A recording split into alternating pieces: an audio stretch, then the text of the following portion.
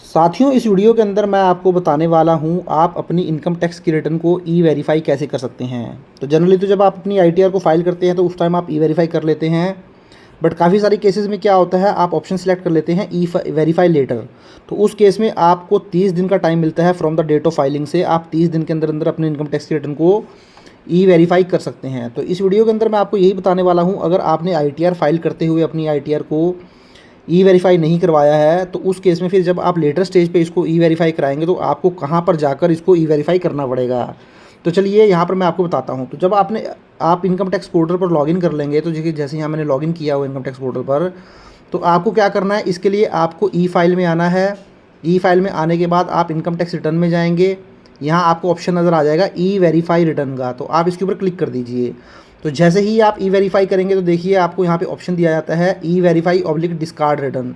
अगर आपको ये लगता है कि आप अपनी रिटर्न को डिस्कार्ड करना चाहते हैं तो देखिए यहाँ पर आपको डिस्कार्ड का ऑप्शन भी दे दिया जाता है। मीन्स यहाँ से ही आपकी रिटर्न डिस्कार्ड हो जाएगी, आप दोबारा से इसको फाइल करके दोबारा से ई वेरीफाई कर सकते हैं। बट अगर आप ई वेरीफाई करना चाहते हैं तो आपको ई वेरीफाई वाले बटन के ऊपर क्लिक कर देना है। जैसे ही आप ई वेरीफाई वाले बटन पर क्लिक करेंगे तो देखिए यहाँ पर आपको ई वेरीफाई करने के बहुत सारे ऑप्शन नज़र आ जाते हैं। एक तो देखिए यहाँ पे आप मोबाइल और आधार नंबर जो आपका रजिस्टर्ड होता है आपके मोबाइल से, उससे करवा सकते हैं। उसके अलावा आप I would like to verify using digital signature certificate से कर सकते हैं, या फिर आप जनरेट कर सकते हैं इलेक्ट्रॉनिक वेरिफिकेशन कोड, जिसमें नेट बैंकिंग हो गया, थ्रू बैंक अकाउंट हो गया, डीमैट अकाउंट हो गया। तो इस तरीके से आप जो है इसको कर सकते हैं। तो सबसे जो फेमस और पॉपुलर जो कि मैक्सिमम लोगों द्वारा किया जाता है वो किया जाता है आधार ओटीपी, जो आपका रजिस्टर्ड मोबाइल नंबर आपके आधार के साथ लिंक होता है उससे ही किया जाता है। तो ये वाला ऑप्शन मैं भी चूज़ कर लेता हूँ। अब मैं इसको कंटिन्यू कर देता हूँ। जैसे ही कंटिन्यू करूँगा, I agree to validate my Aadhaar details, तो इसको कंटिन्यू कर दें। उसके बाद जनरेट आधार ओटीपी कर लें। तो यहाँ पे देखिए आपका जो आधार ओटीपी है वो जनरेट हो जाएगा। जैसे ही आधार ओटीपी आपके मोबाइल पर आएगा, आप यहाँ पर फिल करके उसको वैलिडेट करके अपनी इनकम टैक्स की रिटर्न को ई वेरीफाई करा लें। तो इस तरीके से देख सकते हैं आप अपनी इनकम टैक्स की रिटर्न को ई वेरीफाई करा सकते हैं। तो देखिए साथियों, आज ही मैंने आईटीआर 2 को लेकर 3-4 वीडियो अपलोड किए हैं।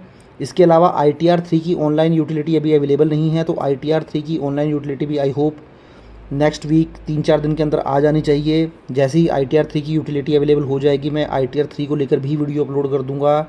तो अगर आपने मेरे चैनल पर फर्स्ट टाइम विजिट किया है और चैनल के साथ नहीं जुड़े हैं तो आप चैनल को सब्सक्राइब कर लीजिए, क्योंकि आईटीआर 3 एक लेंदी फॉर्म होता है जिसको फाइल करते हुए आपको काफ़ी सारे इश्यूज़ भी आते हैं, क्योंकि वहाँ आप फ्यूचर एंड ऑप्शन की इनकम दिखाते हो, लॉसेस दिखाते हो, आपको बैलेंस शीट वगैरह भी मेंटेन करनी पड़ती है।